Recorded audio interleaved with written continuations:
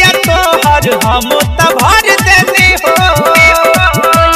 बड़ा बड़ा बोले लखाली ऐसन त होला सब मर्दन के जाके त दुनो जवन लइका बा गोरे गोरे दुनो के कर बाटे हो। दुनो जवन लइका बा गोरे गोरे दुनो के कर बाटे।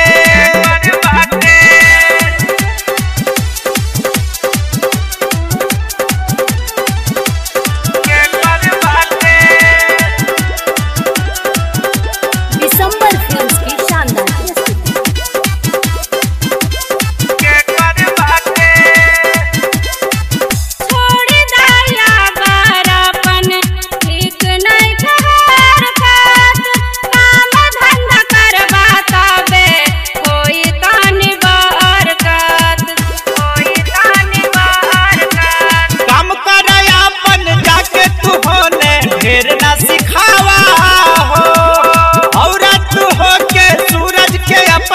ढेर न पढ़ावा हो।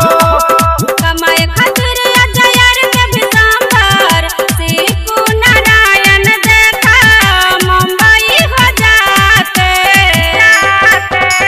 त दुनो जवन लइका बा गोरे गोरे दुनो के कर बाटे हो। दुनो जवन लइका बा गोरे गोरे दुनो के कर बाटे।